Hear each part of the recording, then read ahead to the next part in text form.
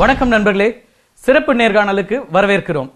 பொருளாதார அறிஞரும் பத்திரிகையாளரும் ஆடிட்டர் என்ற பல்வேறு முகங்கள் இருந்தாலும் கூடுதலாக இப்போது இருக்கிற முகம் துக்ளக் இதனுடைய ஆசிரியர் திரு குருமூர்த்தி அவர்கள். வணக்கம். வணக்கம் சார். புதிய பணி அப்படின்னு சொல்லலாம். துக்ளக் உங்களுக்கு புதுசுன்னு சொல்ல முடியாது, ஏற்கனவே பழகிய இடம். நீங்க நிறைய காலம் எழுதியிருக்கீங்க. ஒரு காலம்னிஸ்டா இருக்கிறதுக்கும் அந்த பத்திரிகையோட ஆசிரியரா இருக்கிறதுக்கும் என்ன வித்தியாசம் பாக்குறீங்க? அதில் ஒரு காலம் எழுதுறது அப்படிங்கிறது ஒரு சாதாரணமான விஷயம். ஏதோ ஒரு பர்டிகுலர் இஷ்யூவை எடுத்து அதை பற்றி எழுதுகிறோம். ஆனால் ஒரு பத்திரிகை ஆசிரியராக இருக்கும்போது அதில் இருக்க ஒரு வரியும் அவருக்கு பொறுப்பாகிறது.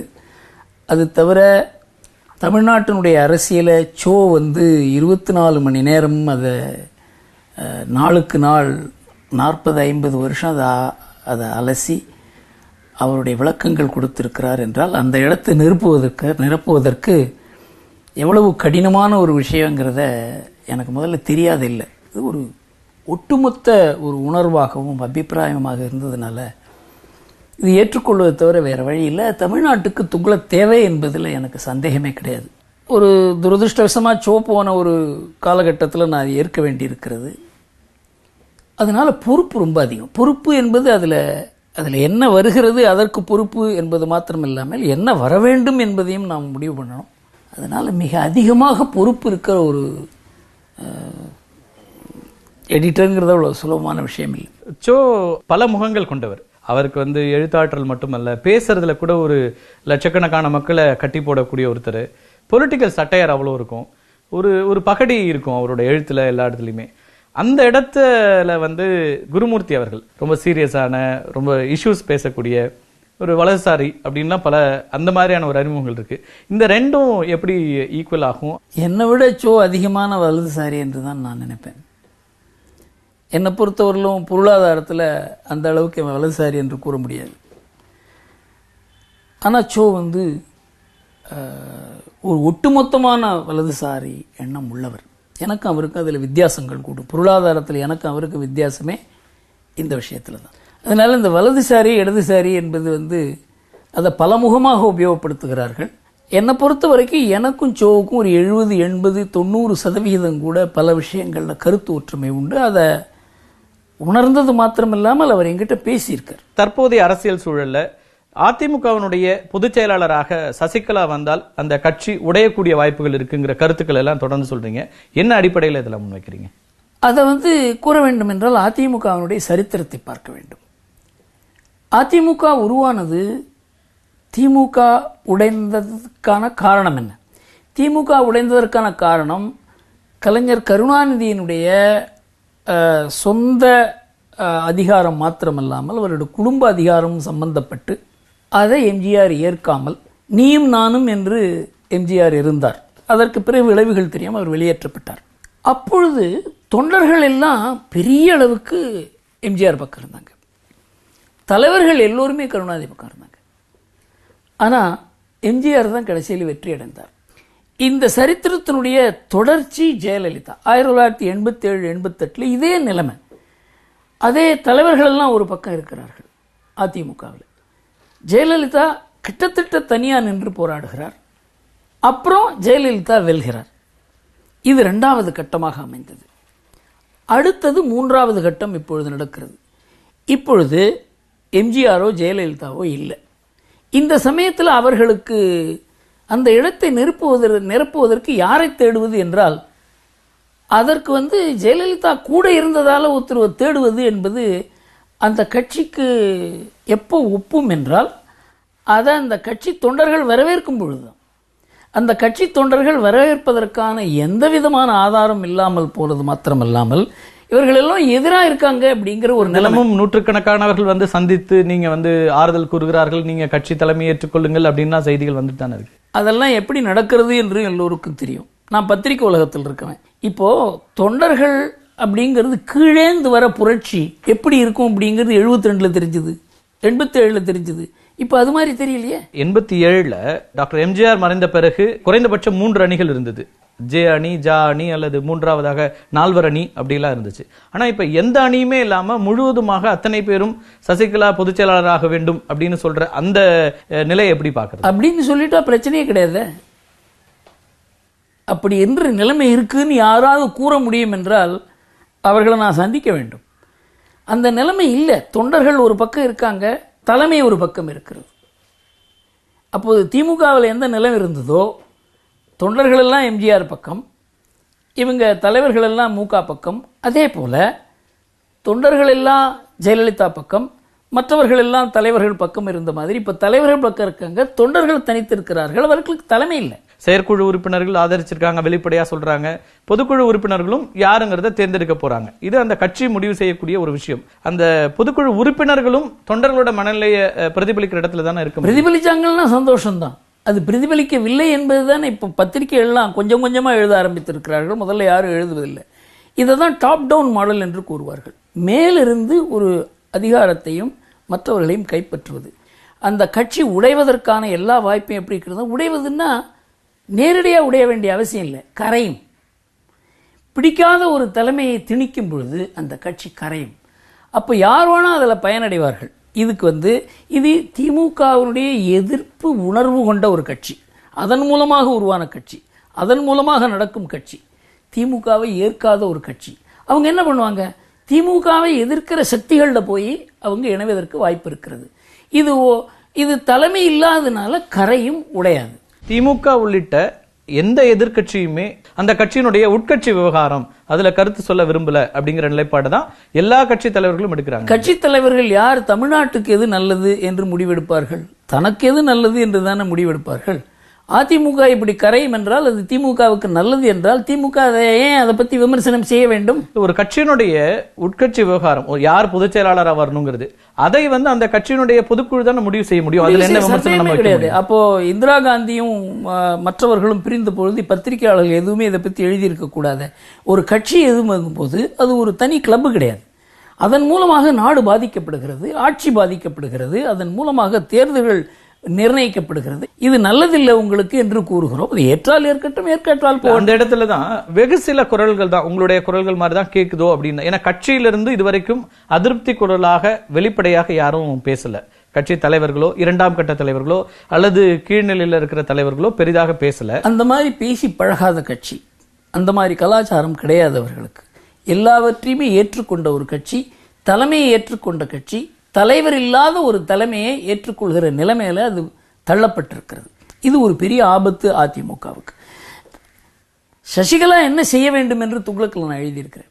தலைமை ஏற்கக்கூடாது, தலைமையை உருவாக்குகிற பொறுப்பு அவங்களுக்கு இருக்கு. பாருங்க, எனக்கு தலைமை தேவையில்லை, அப்ப எல்லாரும் அவங்கள நம்புவாங்க. 33 ஆண்டுகள் மறைந்த முதலமைச்சர் ஜெயலலிதா அவர்களோடு இவர் இருந்தார். அவருடைய நம்பிக்கையை பெற்றவராக தன்னுடைய எல்லா சுகதுக்கங்களையும் விட்டுவிட்டு அவருக்காக இருந்தார். அதனால இவங்களுக்கு தான் எல்லா தகுதிகளும் இருக்கிறது கட்சியை அடுத்து வழிநடத்தி செல்வதற்கு.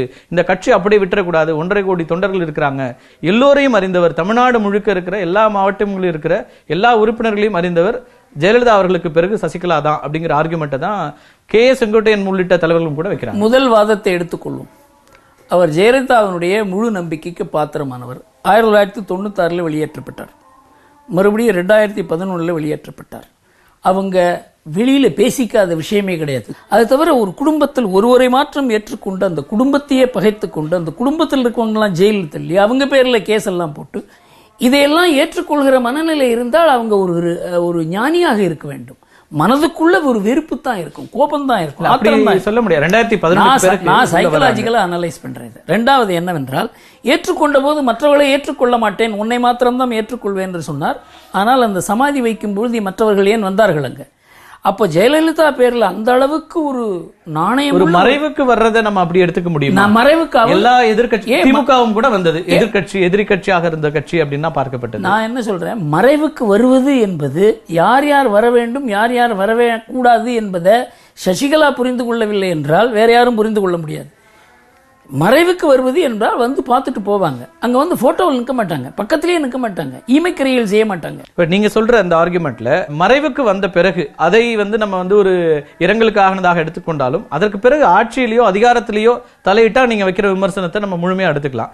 இது ஒரு இரங்கலுக்கோ அல்லது ஒரு மறைவை ஒட்டி வர்ற ஒரு அஞ்சலி நிகழ்ச்சிக்கோ விரோதியாகவே இருந்தாலும் வரக்கூடாதுன்னு சொல்ல முடியும். இவங்க வரக்கூடாது என்பது ஒரு நியாயமான உண்மை. ஆனா 1990 இன்று வரைக்கும் நடந்த உண்மை என்ன? அவங்க தலையிட்டார்கள் என்பதனாலதான். இப்ப இதெல்லாம் அந்த கட்சியினுடைய 2ஆம் கட்ட தலைவர்களுக்கு தெரியலையா, அல்லது அமைச்சர்களுக்கு தெரியலையா, முதலமைச்சராக இருக்கிற பன்னீர்செல்வம் உள்ளிட்டவர்களுக்கு தெரியாதா? அவர்கள் யாருமே இப்படியான கருத்தை முன்வைக்கவே இல்லையே. வைக்கிறதுக்கு அவங்களுக்கு தைரியம் கிடையாது. காரணம் என்னவென்றால் அவங்களுடைய பதவி, அவங்களுக்கு எதிர்பார்ப்பு. ஏன்னா இந்த கட்சி என்பது இது ஒரு தமிழ்நாட்டுக்கோ தமிழ் மக்களுக்கோ இருக்கிற கட்சியாக இருந்த காலகட்டம் எல்லா கட்சியுமே போய்விட்டது. தனக்கு என்ன, தன் குடும்பத்துக்கு என்ன, தன்னுடைய ஆதரவாளருக்கு என்ன, இதை நினைக்கிற வரைக்கும் இந்த கட்சிக்கும் தமிழ்நாட்டுக்கும் எது நல்லதுன்னு நினைக்கிற ஒரு தலைமையோ அமைச்சர்களோ ஒட்டுமொத்தமா எல்லா கட்சிகளையும் அப்படி சுருக்கி பாத்திரமான்னு தெரியல. அதுவும் நம்ம பேசலாம். இப்போ இது வந்து ஒட்டுமொத்தமா சசிகலா அப்படிங்கிற ஒரு தலைமை முழுவதுமாக ஜெயலலிதாவால ஏற்கப்படல அல்லது வெளியேற்றப்பட்டார். 2 முறை வெளியேற்றப்பட்டார், மீண்டும் அதனால முழு நம்பிக்கைக்கு பாத்திரமானவர் என்று கூறுவது கடினம். அதே நேரத்துல தான் சொல்றாங்க, செங்கோட்டையன் தன்னுடைய பேட்டியில சொல்றாரு, செங்கோட்டையன் சொல்றாரு 2011 சசிகலா அவர்கள் சஸ்பெண்ட் செய்யப்பட்டதாக வந்த பிறகு மாநிலத்தினுடைய தலைவர்கள், கட்சியில் இருக்கிற மாநில தலைவர்கள் சில பேருக்கு எழுத்துப்பூர்வமாகவே ஜெயலலிதா கடிதம் அனுப்பினார்.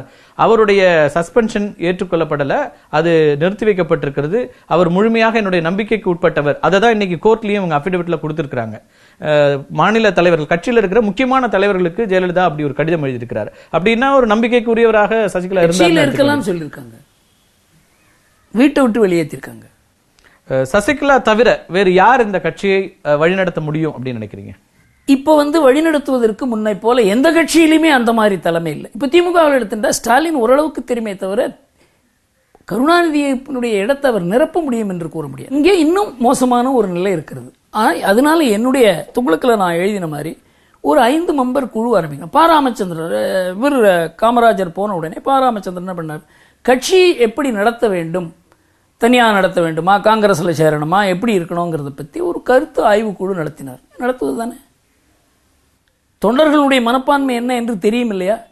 அதை தெரிந்து கொள்ள வேண்டிய அவசியமே இல்லாத நாம 4 பேர் சேர்ந்து முடிவு பண்ணோம், எல்லாரும் வெத்துக்காயத்தில் கையெழுத்து போடுங்கிற அளவுக்கு ஒரு கட்சி போய்விட்டது என்றால் அந்த கட்சியினுடைய நிலைமை எப்படி இருக்குன்னு பாருங்க. இல்ல, 1000க்கும் மேற்பட்ட பொதுக்குழு உறுப்பினர்கள் சேர்ந்து தான் ஒரு விஷயத்தை முடிவு பண்ண போறாங்க. தனிநபர்களோ அல்லது 4-5 பேரோ இல்ல. அது இதை நான் முழுசா ஏற்கிறேன். ஆனால் அந்த பொதுக்குழு என்பது இன்னைக்கு தொண்டர்களுக்கு அந்த பொதுக்குழுக்கு வித்தியாசம் இருக்கா இல்லையா என்பது எல்லோருக்குமே தெரியும். இதை மூடு மறைத்து விட்டு இந்த 1000 பேரால தான் இது நிர்ணயிக்கப்படுகிறது என்பதை நான் ஏற்க தயாரில்லை. இப்போ இதே மாதிரி தான் பொதுக்குழு தான் எம்ஜி ராமச்சந்திரனை பார்ட்டியிலிருந்து விலக்கினாங்க. தொண்டர்கள் என்ன பண்ணாங்க? தொண்டர்கள் எல்லாம் விலகினார்கள். பொதுக்குழுவில் தான் முடிவு பண்ணாங்க எம்ஜி ராமச்சந்திரன் பதவி விட்டு நீக்கம் செய்வது. ஜனநாயக அமைப்புல அப்படித்தானே செய்ய முடியும், வேற அப்படிதான் செய்ய முடியும். ஆனா இது ஜனநாயகம், அதாவது உட்கட்சி ஜனநாயகத்தை மாத்திரம் சம்பந்தப்பட்டில்லை. இது சாதாரணமாக இந்த முடிவு எடுக்க வேண்டுமா, இந்த முடிவு எடுக்க வேண்டுமானாங்கிறது கட்சியினுடைய எதிர்காலம் எப்படி இருக்க வேண்டும், எதிர்கால தலைமை எப்படி இருக்க வேண்டும் என்பதற்கு இந்த மாதிரி நேரத்தில் தொண்டர்களை கலந்து கொள்ளவில்லை என்றால் அந்த கட்சியினுடைய நலிவு நிச்சயம். இன்னொரு முக்கியமான விமர்சனம் இப்ப முன்வைக்கப்படுகிறது. இந்த சூழலை, தற்போது தமிழ்நாட்டில் இருக்கிற அரசியல் சூழலை மத்திய அரசு பயன்படுத்திக் கொள்ள பார்க்கிறது. குறிப்பாக பாரதிய ஜனதா கட்சி ஒரு அழுத்தம் கொடுக்கிறது அல்லது அதற்கான ஒரு இடமாக பார்க்கிறது, அவங்களுக்கு ஒரு ஸ்பேஸ் கிரியேட் ஆயிருக்குன்னு பாக்குதுங்கிற விமர்சனங்களை நீங்க எப்படி பாக்குறீங்க? என்னை பொறுத்தவரையிலும் பாரதிய ஜனதா கட்சி இந்த ஆட்சி நிலைக்க வேண்டும் என்றுதான் நினைக்கிறார்கள் என்று நினைக்கிறேன். அந்த உட்கட்சியில் என்ன பிரச்சனை இருக்குங்கிறது அவங்களுக்கு தெரியாது. இப்ப யார் சீஃப் மினிஸ்டரா இருக்காங்களோ அவங்களுக்கு முழு அளவுக்கு ஒத்துழைப்பு கொடுப்பாங்க. ஏன்னா இது ஒரு முக்கியமான ஒரு மாநிலம். இதில் நிறைய வளர்ச்சி பணிகள் நடக்க வேண்டியிருக்கு, நடந்து கொண்டிருக்கிறது. அதனால அவங்க பொறுத்தவரையிலும் இந்த அரசாங்கத்தை பார்ப்பாங்களே தவிர இந்த கட்சியை பொறுத்தவரையிலும் அவர்களுக்கு ஒரு இதில் என்ன செய்வது என்பது அவங்களுக்கு புரியக்கூட புரியாது.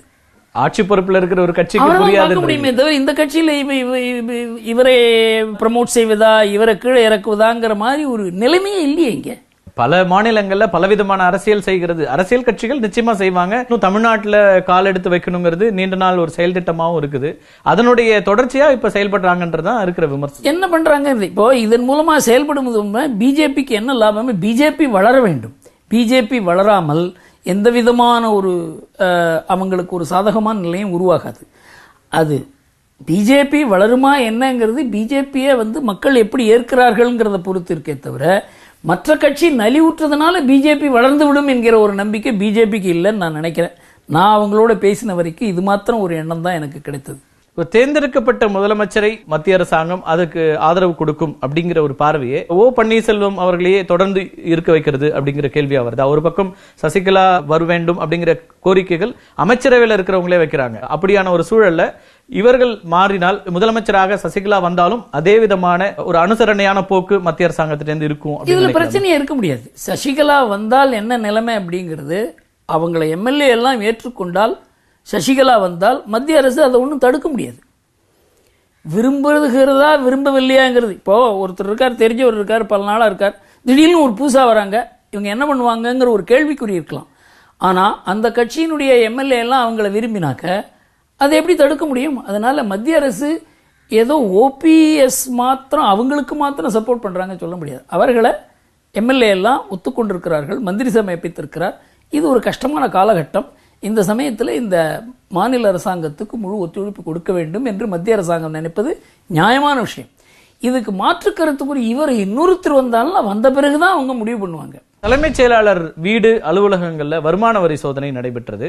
தலைமைச் செயலகத்தில் நடந்த வருமான வரி சோதனை அப்படிங்கிறது ஒரு மாநில உரிமைகள்ல தலையிடுறதா இருக்குது. மாநில அரசுக்கு தெரிவிக்கவே இல்லை, சிஆர்பிஎஃப் அங்க கொண்டு போய் நிறுத்தலாமா அப்படிங்கிற கேள்விகளும் விமர்சனங்களும் முன்வைக்கப்படுகின்றன. இது பொறுத்த வரைக்கும் எனக்கு ஒரே ஒரு இது என்னன்னா, இது வெறும் வருமான வரி சோதனை மாத்திரம் இல்லை. டிமானிட்டைசேஷன்ல 34 கோடி ரூபாய் புது கரன்சி செஸ்ட்லேருந்து நேரம் ஒரு இடத்துக்கு போயிருக்கிறது. அது ரிசர்வ் பேங்க் செஸ்ட்லேருந்து போயிருக்கிறதா, மற்ற வங்கியினுடைய செஸ்ட்லேருந்து போயிருக்கிறதா என்று தெரியுது. இது சட்டப்படி இருக்க பணம் இல்லை, கருப்பு பணம் மாத்திரம் இல்லை, மக்களுக்கு போக வேண்டிய பணம் ஒரு இடத்துல இருக்கிறது. அதிலிருந்து ராம்மோகன் ராவுக்கு தொடர்பு இருக்கிறது என்று தெரிகிறது. ராம்மோகன் ராவ் வீட்டுக்கு போனால் முக்கியமான ஆவணங்கள் இல்லை, அங்கிருந்து எங்கன்னா துப்பு கிடைக்கிறது, இங்கிருந்து ஆவணங்கள்லாம் ஆஃபீஸில் போயிருக்குன்னு ஆஃபீஸில் போகிறாங்க, ஆவணங்கள் கிடைக்கின்றன.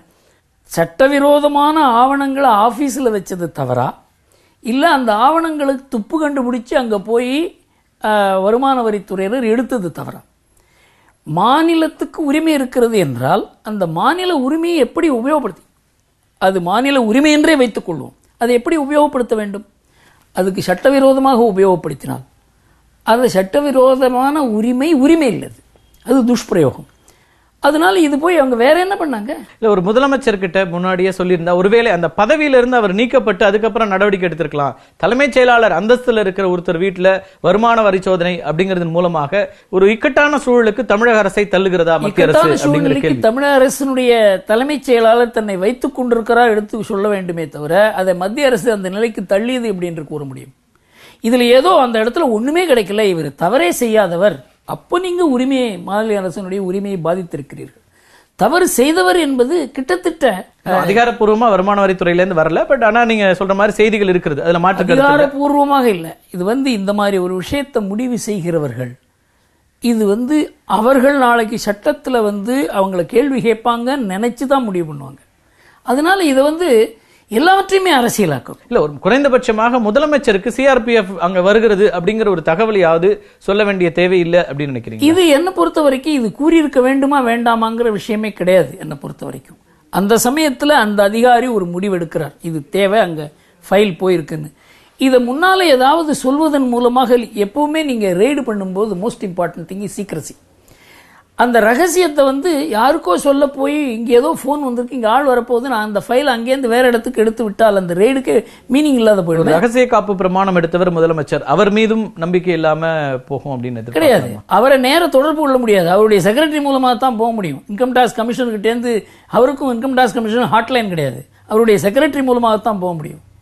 இதெல்லாம் அந்தந்த அதிகாரியினுடைய அந்த சமயத்தில் அவர் எடுக்கிற முடிவு நியாயமாக எடுக்கிறாரா, அவர் மனதில் ஏதாவது விரோதம் இருக்கிறதா, இல்லை இந்த மாநில அரசுக்கு எதிராக எடுக்கிறாரா, இந்த மாதிரி கேள்விகளை வைத்து பார்த்தால் அவர் நாணயமாகத்தான் இந்த முடிவு எடுத்திருக்கிறார் என்று தோன்றும். இன்னொரு கேள்வி என்ன எழுப்புறாங்கன்னா, டிமானிட்டைசேஷனுக்கு பிறகான வருமான வரி சோதனை, பண மதிப்பிழப்பு விவகாரத்துல இதெல்லாம் செய்ய வேண்டிய அவசியம் இருக்கிறது அப்படின்னா, இது பாரதிய ஜனதா கட்சி ஆட்சியில் இல்லாத மாநிலங்கள்ல தான் இப்படியான சோதனைகள் அதிகமாக நடத்தப்படுகிறது. அப்ப இந்த மாநிலங்களை வேறு விதமாக அழுத்தம் கொடுக்கறாங்க அப்படிங்கிற ஒரு விமர்சனம் நேரடியாக குஜராத்தில் நடந்திருக்கிறது, மகாராஷ்டிராவில் நடந்திருக்கிறது.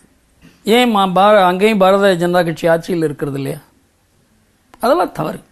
எந்த இடத்துல துப்பு ஒரு தலைமைச் செயலாளர் அப்படிங்கிற அந்தஸ்துல ஒரு பெரிய அளவுக்கான அதிகாரிகளை கை வைக்கும் போது நிச்சயமா யாரும் விசாரணைக்கு அப்பாற்பட்டவர்கள் அல்ல, யாரும் இதுக்கு விதிகளுக்கு அப்பாற்பட்டவர்கள் இல்லைனாலும் குறைந்தபட்சம் அவரை அந்த பதவியிலிருந்து நீக்கிட்டு அதுக்கப்புறம் கூட எடுத்திருக்க முடியும். அதுக்கான ஒரு இடம் மாநில அரசாங்கத்துக்கு கொடுக்கப்படல, அதுக்கான ஒரு ஸ்பேஸ் கொடுக்கப்படலைங்கிறது சட்டத்துல இடம் கிடையாது. ஒருவர் வந்து ரெய்ட் பண்ண போறோம்னு ஒருத்தர பவர்லேருந்து பதவியிலேருந்து எடுக்க முடியாது. அது மாதிரி சட்டத்தில் இடம் இருந்தால் நிறைய பேருக்கு வேலை போயிடும். உங்களை நாளைக்கு ரெய்ட் பண்ண போறேன், இன்னைக்கு உங்களை வேலையிலேருந்து நீக்கிறேன்னு சொல்லுவாங்க. முடியாது. தமிழகம் முழுக்க நடந்துட்டு இருக்கிற இந்த வருமான வரி சோதனைகளை எப்படி குறிப்பா கூட்டுறவு வங்கிகள்ல நிறைய நூற்றுக்கணக்கான கோடி ரூபாய் வைப்பு தொகையாக வைக்கப்பட்டிருக்கிறது அப்படின்லாம் செய்திகள் வருகிறது. அதையொட்டி வருமான வரி சோதனைகள் தொடர்ந்து கொண்டிருக்கின்றன. இந்த வருமான வரி சோதனைகளை வெறுமனே இந்த டிமானிட்டைசேஷனுக்கான ஒரு விஷயமாக பார்க்க வேண்டியிருக்கிறதா அல்லது அரசியலோடு தொடர்புபடுத்த வேண்டியிருக்கிறதா? ஏனென்றால் இங்கு அது மாதிரியான விமர்சனம் தொடர்ந்து 2-3 நாட்களாக வைக்கப்படுகிறது. இது மத்திய அரசாங்கம் தமிழக அரசாங்கத்துக்கான அழுத்தம் கொடுப்பதற்காகவே, ஒரு நெருக்கடி கொடுப்பதற்காகவே இதையெல்லாம் நடத்துகிறது அப்படிங்கிற ஒரு விமர்சனத்தை எப்படி பார்க்கிறது? தமிழ்நாடு அரசாவது இன்றைக்கு நெருக்கடியில் வைக்கக்கூடிய ஒரு அரசாக இருக்கிறது, தலைமை இல்லாத ஒரு அரசாக இருக்கிறது. அதாவது வலுவான தலைமை. கேரளாவில் பினராயி விஜயன் ஒரு வலுவான ஒரு முதல் மந்திரி, அங்கேயும் இதே தான் நடக்கிறது. குஜராத்தில் பாரதிய ஜனதா கட்சியினுடைய ஆட்சி நடக்கிறது, அங்கேயும் இது நடக்கிறது. மகாராஷ்டிராவில் பாரதிய ஜனதா கட்சியினுடைய வலுவான அரசாங்கம் நடக்கிறது, கோஆபரேட்டிவ் அவங்க கண்ட்ரோலில் இருக்கு, அதுலேயும் நடக்கிறது. அதனால இதுக்கு ஒரு அரசியல் காரணம் கொடுப்பது ஒரு கொச்சையாக இருக்கிறது. வருமான வரி சோதனைகள் இதெல்லாம் ஒரு பக்கம் இருக்க, பண மதிப்பிழப்பு விவகாரத்துல மத்திய அரசாங்கம் 50 நாள் கெடு விதித்திருந்தது. சில சிரமங்கள் இருக்கும், ஆனாலும் இது வந்து கருப்பு பணத்தை ஒழிப்பதற்கான மிக முக்கியமான ஒரு நடவடிக்கை என்று பிரதமர் மோடி குறிப்பிட்டார். இந்த நடவடிக்கை எந்த அளவிற்கு நடந்து முடிந்திருக்கிறது? மத்திய அரசு நினைத்ததை சாதித்திருக்கிறதா? எப்படி பாக்குறீங்க நீங்க? இது மத்திய அரசு என்ன நினைத்தது என்பதை பத்தி இன்னும் முழு அளவுக்கு அதை பத்தி சர்ச்சை நடக்கல. இது முக்கியம் என்னவென்றால் 16 லட்சம் கோடி ரூபாய் 500 ரூபாய் நோட்டும் 1000 ரூபாய் நோட்டும் கணக்கில் வராத அளவுக்கு பெருமளவுக்கு உலாவிக் கொண்டிருக்கிறது. அதன் மூலமாக தங்கம் விலை 3 மடங்கு 6 வருடத்தில் உயர்ந்தது, ஸ்டாக் விலை 3 மடங்கு உயர்ந்தது, ப்ராப்பர்ட்டி விலை 20 மடங்கு உயர்ந்தது.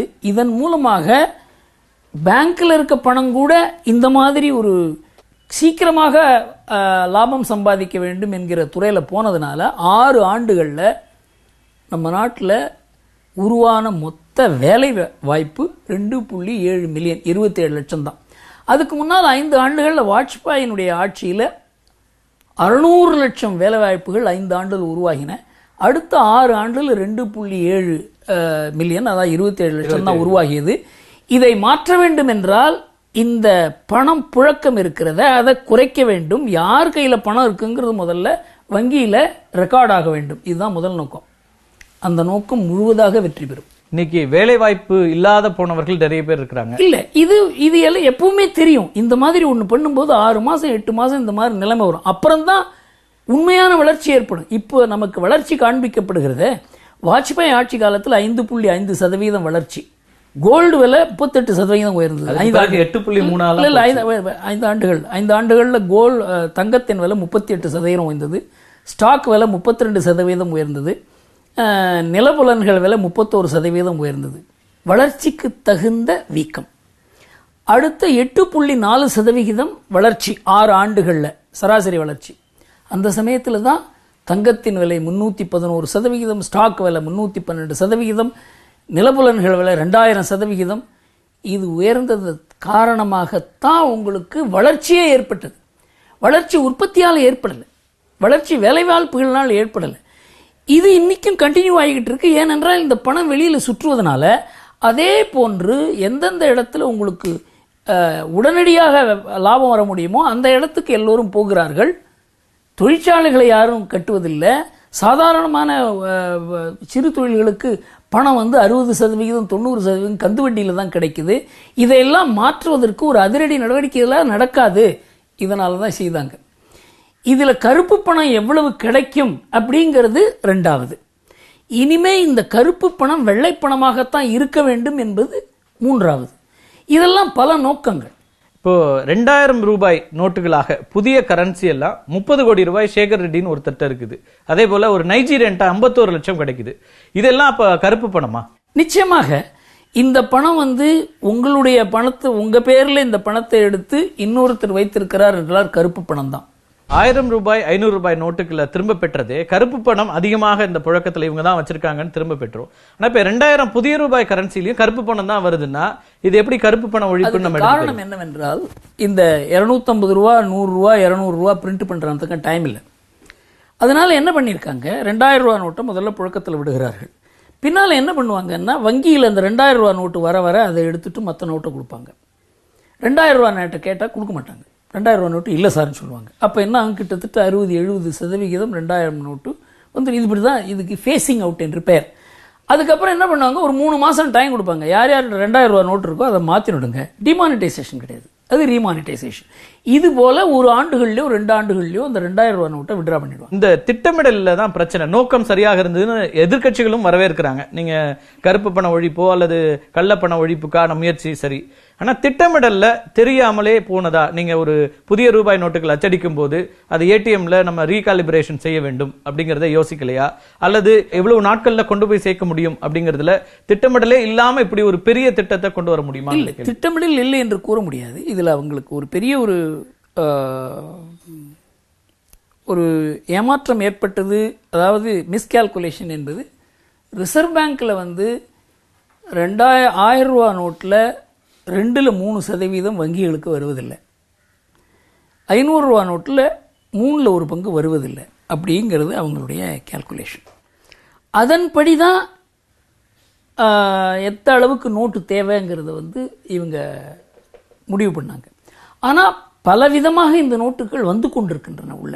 அதனால அவங்கள டிரா பண்ண விட்டுட்டாக்க இவங்களுக்கு சாதாரணமான மக்களுக்கு தூக்கிற பணம் இன்னும் குறைஞ்சிடும்.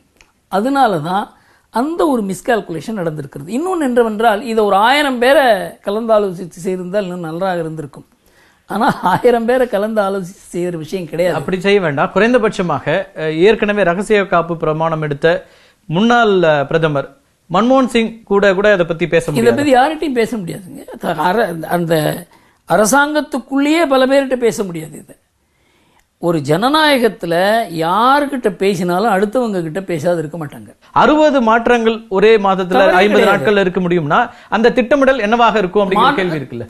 திட்டம் அதான் சொல்றேன், முன்கூட்டியே இது செய்யக்கூடிய. ஏன்னா இது மாதிரி ஒன்று உலக பொருளாதாரத்தில் நடந்ததே கிடையாது. இல்ல ரீகாலிபிரேஷன் மாதிரியான விஷயங்கள்ல எனக்கு தெரியாமல் இருக்கலாம். ஆனா உங்களை போன்ற அல்லது ரிசர்வ் பேங்க்ல இருந்த ஆளுநருக்கோ அல்லது நிதி அமைச்சருக்கோ தெரியாம நிச்சயமா இருக்க முடியாது. ரீகாலிபிரேஷன் அந்த கரன்சி ஹேண்டில் பண்ற அந்த சூப்பரிண்டென்ட்டுக்கு தான் தெரியும். இது வேற அளவுக்கு தெரியாது. தாள்கள் எவ்வளவு அச்சடிக்க முடியும் ஒரு மாதத்துலங்கிறது இருக்குல்ல, அதுவே நம்ம வந்து தவறாகத்தான் புரிந்து கொள்ளப்பட்டிருக்கிறது. இன்னமும் கூட இன்னும் ஒரு 4-5 மாதங்கள் ஆகும் முழுமையாக அச்சடிப்பதற்குங்கிற ஒரு சூழல் இருக்கு. அதையுமே சரியா கணிக்க முடியாம ஆயிடுச்சு. அதுல வந்து எந்த அளவுக்கு நோட்டு தேவைங்கிறதுல தான் பிரச்சனை வந்தது.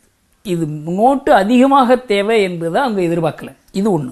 ரெண்டாவது, ரிசர்வ் வங்கியினுடைய பிரஸ் இருக்க கவர்மெண்ட் பிரஸ் அவங்க 3 ஷிஃப்ட் ஒர்க் பண்ணாங்க. ரிசர்வ் பேங்கினுடைய பிரஸ் 1 ஷிஃப்ட் தான் ஒர்க் பண்றாங்க, யூனியனைஸ்ட். அந்த மாதிரி பிரச்சனைகள் இருக்கின்றன. இதை எல்லாம் எதிர்பார்த்து எல்லாத்தையும் சரி பண்ணுவதற்கான நிலைமை இல்லை. 2 மாசம் தான் அவங்களுக்கு நேரம் கிடைத்தது. அதுல இதை பண்ணிருக்காங்க. ஆனா இதுல நிறைய ரிஸ்க் இருக்கு என்று தெரிந்துதான் பிரதம மந்திரி பண்ணாரு. 45 கோடி பேர் முறைசாரா தொழிலாளர்கள் அல்லது அமைப்பு சாரா தொழிலாளர்கள், அதே போல சுய வேலை பண்றவங்க, சின்ன சின்ன வேலைகள் செய்யறவங்க, இவங்க எல்லாம் 45 நாட்களாக பாதிக்கப்பட்டிருக்கிறாங்க. இத்தனை நாட்கள் இத்தனை பேர் இத்தனை கோடி பேர் பாதிக்கப்படக்கூடிய ஒரு நடவடிக்கை தேவையா? அவங்களுக்கெல்லாம் 120%, 360%ல அவங்க வட்டி கொடுத்து பணம் பெறுகிறார்கள். இது அப்படியே தொடர வேண்டுமா? இதை தடுக்க வேண்டும் என்றால் அவங்க 6-8 மாசம் கஷ்டப்பட்டாதான் இது நடக்கும். இந்த கஷ்டம் தான் நான் யார் படணும் அப்படிங்கிறது தான் எனக்கு கேள்வி இருக்கு. ஒரு சாதாரணமான எனக்கு வந்து அதுல பெரிய புரிதல் இல்லாம இந்த புரிதலுக்காக தான் உங்கள்கிட்ட கேட்கிறேன்.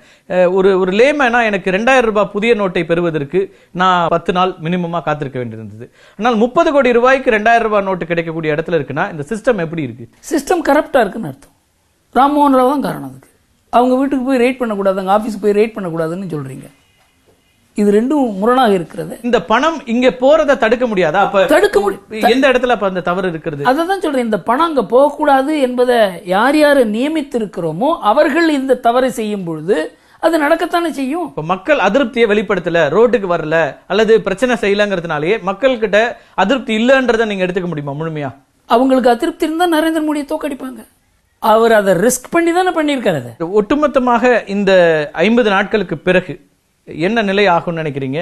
இந்த முழுமையான பண மதிப்பிழப்பு விவகாரத்தினால கருப்பு பணம் எவ்வளவு ஒழிஞ்சிருக்கும் அல்லது கள்ளப்பணம் எவ்வளவு ஒழிஞ்சிருக்கும் அப்படின்னு இது புள்ளி விவரங்கள் இதற்கு பிறகு கிட்டத்தட்ட ஒரு 8-10 நாள் கூட ஆகலாம் இது முடிந்த அளவுக்கு. ஏன்னா எல்லா இடத்துல இருந்து நோட்டை எந்த நோட்டு வந்திருக்குன்னு அதை கவுண்ட் பண்ணி அதில் கள்ள நோட்டுகளை பிரித்து வைத்து எல்லாம் கணக்கு போடுவதற்கு நாள் ஆகலாம். என்னை பொறுத்த வரைக்கும் எல்லா பணமும் திரும்பி வந்திருந்தாலும் இந்த முயற்சி வெற்றி. ஏனென்றால் தாறுமாறாக யார் பணம் என்று தெரியாமல் சுற்றி கொண்டிருந்த பணம் யார் பெயரிலோ வங்கியில் வந்து அப்படின்னா அதெல்லாம் வெள்ளை ஆயிடுச்சுன்னு ஆயிடும். கருப்பு பணமும் வெள்ளையானதாக ஆயிடாது. வெள்ளை ஆன பிறகு இப்ப உங்க பேர்ல ஒரு 50 லட்சம் போட்டிருக்காங்கன்னு வச்சுங்க, அதை நீங்க எப்படி வந்தது என்று கணக்கு காண்பித்தாக வேண்டும் இல்லையா? எப்பவுமே அப்படித்தானே. இப்ப ஜன்தன் அக்கவுண்ட்ல நில் பேலன்ஸ் இருந்ததுல எல்லாம் பணம் வந்திருக்கிறது. நீங்க 2.5 லட்சம் வரைக்கும் ஒருத்தரோட வருமானம் செலுத்த வேண்டாம்ன்ற நிலை இருக்கும்போது அது கேள்விக்கு உள்ளாகாது. அது எப்படி பண்றாங்க அப்படின்னாக்க, ஜன்தன் அக்கவுண்ட்ல தனித்தனியா யாரும் கொண்டு பணம் டெபாசிட் பண்ணல, ஒரு லொக்காலிட்டியா போய் டெபாசிட் பண்றாங்க. அவங்களுக்கு யார் அப்படிங்கிறதையும் கண்டுபிடிக்க முடியும். அதனால நீங்க 2.5 லட்சம் ரூபாய் டெபாசிட் பண்ணிட்டதுனால இந்த ஜன்தன் அக்கவுண்ட்ல இருக்க பணத்தெல்லாம் அரசாங்கம் ஒத்துக்கொண்டு விடும் என்று நினைக்க வேண்டாம். பிளானிங் சரியா இருந்தது, எக்ஸிகியூஷன் தவறா இருந்தது. அந்த எக்ஸிகியூஷன் பார்ட் தான் இன்னும் சரியா செய்திருக்கலாம் அப்படிங்கறதுல நீங்களும் இது பிளான் பண்ண முடியாதுங்கிறது என்னுடைய, இதை நான் இந்தியன் எக்ஸ்பிரஸ் கட்டுரையில வெளியிட்டு இருக்கேன். இது பிளான் பண்ண முடியாது. அப்பப்போ இதுல நடக்கிற தவறுகளை கரெக்ட் பண்ண முடியுமே தவிர இது முழு அளவுக்கு பிளான் பண்ணக்கூடிய விஷயம் கிடையாது. பெருமளவுக்கு கருப்பு பணத்தை சேர்த்து வைத்த யாரும் வங்கி முன்னாடி மணிக்கணக்கில் காத்திருக்கல. இந்த இழப்புகள் இல்ல இதனால ஏற்படுகின்ற இந்த சிரமங்களை அதிகமாக சந்திக்கிறது சாமானியர்கள் தான் அப்படிங்கிற, அதன் மூலமாகத்தான் நீங்க சாதாரண மக்கள் கொஞ்சம் கஷ்டப்பட்டாதான் கருப்பு பணத்தை தடுக்க முடியும் என்பதுதான் இந்த ஸ்கீமினுடைய ஆதாரமே. அவர்கள் கியூல நின்று சட்டப்படி பணம் பெறுகிறார்கள். சில பேர் சட்டத்தை ராம்மோகன் ராவ் போல அதிகாரிகள் மூலமாக மீறுகிறார்கள். இது எப்பவுமே நடந்து கொண்டிருக்கிறது. ஆனா அதை பிடிக்கிறார்கள், பிடிக்காத இல்லை இன்றைக்கு. இன்னொன்னு, ராகுல் காந்தி ஏற்கனவே ஒரு குற்றச்சாட்டை வைக்கிறாரு. இதெல்லாம் கார்பரேட்டுகள் எல்லாம் சொல்லப்பட்டு விட்டது ஏற்கனவே. இப்போ இதன் மூலமாக எல்லாம் கருப்பு பணம் ஒழிக்க முடியாது அப்படிங்கிற விமர்சனத்தையும் அவர் கார்பரேட்டை பத்தி அதிகமா தெரியாது, எனக்கு தெரியும். கார்பரேட்டு கிட்ட பிளாக் மணியே கிடையாது தெரியுமா உங்களுக்கு? அவங்க எப்படி ஆப்ரேட் பண்ணுவாங்க தெரியுமா? அவங்க கிட்ட ஒரு பிளாக் மணி கிடையாது. அவங்க ஹவாலா ட்ரேடர்கிட்ட சொல்லுவாங்க, இந்த ஆளுக்கு 5 கோடி கொடுப்பாங்க. அவன் 5 கோடி ரூபா கடன் கொடுக்குறான்னு அர்த்தம். அதை அவங்க அப்புறம் ஜெனரேட் பண்ணி கொடுக்கணும். கார்பரேட் யாரும் கேஷ் வச்சுக்க மாட்டாங்க. கேஷ் வச்சுக்கிறது பூரா ஹவாலா ஆபரேட்டர்ஸ், ட்ரேடர்ஸ், பாலிட்டிஷியன்ஸ், பியூரோக்ராட்ஸ். யார் யார் கரப்ஷன் லஞ்சம் வாங்குறாங்களோ இல்ல அடாவடியான பிசினஸ் பண்றாங்களோ அவங்க கிட்ட தான் கேஷ் இருக்கும். ரொக்கமில்லா பண பரிவர்த்தனை அப்படிங்கிறது கேஷ்லெஸ் எக்கானமி இந்தியால சரிப்பட்டு வருமா? நியூஸ் பேப்பர் தான் அப்படி சொல்றாங்க. லெஸ் கேஷ் எக்கானமின்னு தான் சொல்றாங்க. அதாவது என்ன இருக்குன்னா, 1999 கேஷ் டு ஜிடிபி ரேஷியோ, அது எந்த அளவுக்கு ரொக்கம் இருக்கணும் அரசாங்க வளர்ச்சிக்கு தகுந்த போல 99.4% இருந்தது. அதற்கு பிறகு வங்கிகளுடைய பழக்கம் அதிகமாக இது குறைய வேண்டும். ஆனால் இது 9.4 12% உயர்ந்தது. அது மாத்திரமல்லாமல் இந்த 500 ரூபா நோட்டு 1000 ரூபா நோட்டு 1000 ரூபா நோட்டே இல்லை 99. 2004 ஓரளவுக்கு இந்த ரொக்கமும் வளர்ச்சியும் ஈடு கொடுத்து கொண்டிருக்கிற ஒரு நேரத்தில் 34% இந்த 500 ரூபா நோட்டும் 1000 ரூபா நோட்டும் ரொக்க பணத்தில் இருந்தது. அது கிடுகிடு என்று ஏற ஆரம்பித்தது. 1910 79% ஆகியது, இப்போது 87% ஆகியிருக்கிறது. இது மாத்திரம் ஏன் இப்படி ஏறுகிறது என்பதை ஒரு அரசாங்கம் பார்த்திருக்க வேண்டும். அப்போ என்ன பண்ணியிருக்கணும்? 2005 2006 அப்பா இந்த 1000 500 ரூபா நோட்டை டிஸ்கண்டினியூ பண்ணிடுங்க, 250 200 150 அந்த மாதிரி நோட்டை பண்ணுங்கன்னு சொல்லியிருந்தா இந்த நிலைமை வந்திருக்காது. இப்போ 2000 கொடுக்குறோம், அதை வேற வழி இல்லை. இன்றைக்கு 200 ரூபா நோட்டு 100 ரூபா நோட்டு பிரிண்ட் பண்றதுன்னா 3 வருஷத்துக்கு நடக்காது. 500 ரூபாய் பிரிண்ட் பண்ணி, இது ஃபார்வர்ட் பிளானிங். 500 ரூபா நோட்டு பிரிண்ட் பண்ண முடியாது, இது ஃபார்வர்ட் பிளானிங். அதுக்காக இதை ஒரு பிரிட்ஜா வச்சிருக்காங்களே தவிர இதை பிரிண்ட் பண்ணி பண்றதுன்னு 2 வருஷம் ஆகும். நீங்க 10 வருஷத்துல பிரிண்ட் பண்ண நோட்டை 14 லட்சம் கோடி ரூபாய் நீங்க 2 வருஷமாவது ஆகாதா பிரிண்ட் பண்றதுக்கு? அதற்காக இதெல்லாம் ஸ்ட்ராட்டஜிஸ் என்று பெயர். நீங்க எல்லாத்தையுமே இல்ல, ஸ்ட்ராட்டஜி சீக்ரசி இது எல்லாமே ஒத்துக்கலாம். ஆனா ஒவ்வொரு வாரத்திலயும் நீங்க தொடக்கத்துல 4500 ரூபாயில சொல்லி அதற்கு பிறகு எவ்வளவு மாற்றம்? 24,000 ரூபாய் வாரத்துக்கு நான் எடுக்கலாம், அதுக்கான பணம் கொடுக்கப்படலையே, அதுக்கு நான் எங்க போய் நிக்கிறது? இந்த 24,000 ரூபாய் அதெல்லாம் தவறுகள் தான். ஆனா இதெல்லாம் எதிர்பார்த்து செய்த தவறுகள் கிடையாது. எதிர்பாராத நடந்த தவறுகள், அதை ஒத்துக்கிறாங்களே, இதான் கரெக்ட் பண்ணிருக்கோம்னு சொல்றாங்களே.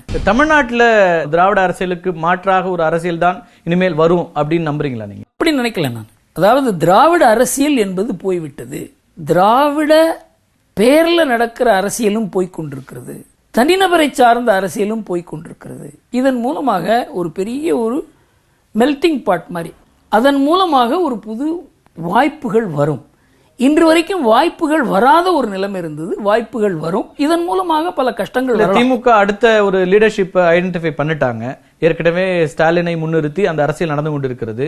அதிமுகவில் நீங்க சொல்ற மாதிரி இப்போ சசிகலா அவர்களை முன்னிறுத்துகிறார்கள். அது என்னவா ஆகும்னு உங்க கணிப்புப்படி அது அப்படியான நிலை வந்ததுன்னா சரியும் அப்படின்றீங்க.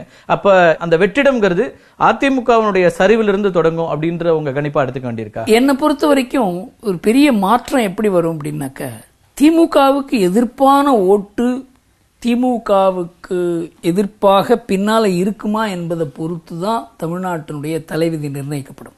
இப்போ திமுகவுக்கு எதிரான ஓட்டுகள் மூலமாகத்தான் தமிழ்நாட்டில் 1977 இருந்து எலெக்ஷன் நடந்துகிட்டு இருக்கு. அது தொடர்ந்தால் திமுகவுக்கும் அதே கஷ்டம் இருக்கும். ஒரு பக்கம் நீங்க வந்து திராவிட அரசியல் முழுமையாக போயிடுச்சுன்னு சொல்லிட்டு இருக்கீங்க. ஆனா சமீபத்திய 2016 தேர்தலில் தான் 2 கட்சிகளும் தங்களுடைய பலத்தை கூட்டி இருக்கிறார்கள். அதிமுக கிட்டத்தட்ட தனித்து போட்டியிட்டு ஆட்சி அமைத்தது பெரும்பான்மை. திமுக ஒரு மிகப்பெரிய எதிர்க்கட்சியாக 88, 89 இடங்கள் அப்படிங்கிற இடத்தையும் இப்போதுதான் பெற்றிருக்கிறது. 2 கட்சிகளுமே வளர்ந்து இங்க தமிழ்நாட்டில் வேற யாருக்குமே இடமில்லை அப்படிங்கிற சூழல் உருவாகி இருக்கு. என்னுடைய சிந்தனை என்னவென்றால், அதிமுக திராவிட கட்சியே இல்லை, திமுகவும் அது அப்படிதான் சொல்லுது. அதே மாதிரி திமுக எப்படி மாறுகிறதோ அப்பொழுது திராவிட அரசியல் என்பது மாறிவிடும். 2 அரசியல் கட்சிகள் இருக்கும். அந்த அரசியல் கட்சிகளுக்குள்ள ஒற்றுமை, கட்டுப்பாடு, தலைமை அமையும் பொழுது அந்த கட்சிகள் இருக்கும். திராவிட உணர்வின் மூலமாக பின்னப்பட்ட கட்சிகளாக இருக்க முடியாது. ஒன்று இல்லை, இன்னொன்று அது மாதிரி இருப்பதாக நினைத்துக் கொண்டு மற்றவர்களுக்கு திராவிட அரசியல் என்பதை நம்ம வெறுமனே கடவுள் எதிர்ப்பு, கடவுள் மறுப்புன்னு மட்டும் பார்க்கிறோமா? பகுத்தறிவுன்றது மட்டும் பார்க்கிறோமா? பகுத்தறிப்பெல்லாம் எங்க எப்போ விட்டுட்டாங்க, பகுத்தறிவெல்லாம் போயாச்சு இல்லையே. திரு கருணாநிதி அவர்களுடைய காலத்திலும் செல்வி ஜெயலலிதா காலத்திலும் நீங்க உங்களுடைய பார்வையில் அவங்க வந்து திராவிட கட்சியாக இல்லைனாலும் இடஒதுக்கீடு உள்ளிட்ட விஷயங்கள்ல ரொம்ப தீர்க்கமான ஒரு ஒரு முடிவுல இருந்தாங்க. தொடர்ந்து அதுக்கான போராட்டம். என்ன சொல்றேன், இது ஆரம்பித்ததே காமராஜர் தான். இது இவங்க என்னென்ன பண்ணாங்களோ அதுக்கு மேல 1% சொல்லலாமே தவிர இதெல்லாம் முதல்ல வழிகாட்டி காமராஜ் தான். அதெல்லாம் பாருங்க, திராவிட அரசியல்னால என்ன ஏற்பட்டதுன்னா லஞ்சம், லாவண்யம், அரசியல் அசிங்கம், இது இந்தியா முழுக்க இருக்கு. லஞ்சமும் லாவண்யமும் இந்தியா முழுக்க இல்ல, தமிழ்நாட்டில் இருக்க வேண்டிய அவசியம் கிடையாது. தமிழ்நாடு அப்படின்னா திராவிடம் மட்டும்தான் இதுக்கு காரணம் நம்ம சொல்ல முடியாது. இந்தியால பல கட்சிகள் ஆட்சி பொறுப்புல, திராவிட கட்சிகள் காரணம் அப்படிங்கிறது திராவிட கட்சிகளிலேயே பல பேர் ஏற்பார்கள். எல்லா கட்சிகள் இப்ப லஞ்சம்ங்கிறது ஒரு காமன் சினாரியோ. இது வந்து இந்த கட்சினால இந்த ஆட்சியால நம்ம சொல்ல முடியும். இந்த அளவுக்கு லஞ்சம் எந்த நாட்டிலும் தமிழ்நாட்டில் இருக்க வேண்டிய அவசியமே கிடையாது. இந்த அளவுக்கு லஞ்சம் வேற எந்த மாநிலத்திலையும் கிடையாது. எல்லா மாநிலத்துக்கும் நான் லிஸ்ட் போட முடியும், உங்களுக்கு தெரியாது இல்ல. எல்லா மாநிலங்களிலும் புகழ்பெற்ற பல ஊழல் வழக்குகள் இப்போதும் நடந்து கொண்டு இருக்கின்றன. இந்தியா முழுக்கவும் தேசிய அளவிலையும் பல வழக்குகள். UP 2 அவ்வளவு சொன்னீங்க. அப்ப அது தமிழ்நாட்டில இருந்து மட்டுமா அங்க போச்சு? நான் சொல்றது என்ன அப்படின்னாக்க, லஞ்சம் என்பது அரசியல் ஊட்டி மாத்திரம் இல்ல, ரேட் போட்ட லஞ்சம் இந்த அளவுக்கு தமிழ்நாட்டில் இருக்க அளவுக்கு எந்த இடத்துலயும் வேறு தேசிய பார்வையோடு இருக்கிற கட்சிகள் ஆட்சிக்கு வந்தால் இதெல்லாம் இருக்காது அப்படின்னு நம்ம அப்படி நினைக்கல. நான் முதல்ல என்ன அப்படின்னாக்க, இந்த மாதிரி ஒரு லஞ்சத்தை ஊக்குவிக்கிற தலைமை இருக்கக்கூடாது.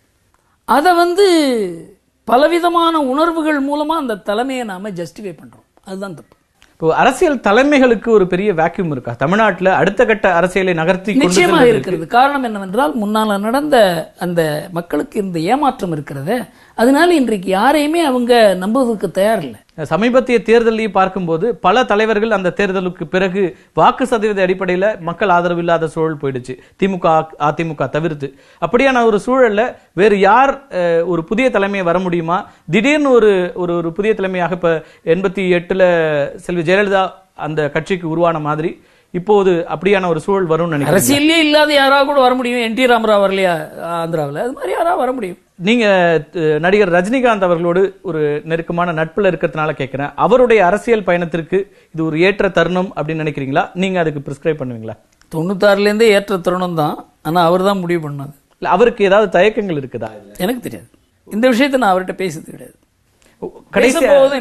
கடைசியா ஒரே ஒரு கேள்வி எனக்கு நல்ல நினைவு இருக்கு. துக்ளக் ஆண்டு விழா நிகழ்ச்சியில தான் திரு மோடி அவர்களை பிரதமர் வேட்பாளருக்கு நீங்களும் சோ அவர்களுமாக முன்னிறுத்தினீர்கள் திரு அத்வானியை வைத்துக்கொண்டு.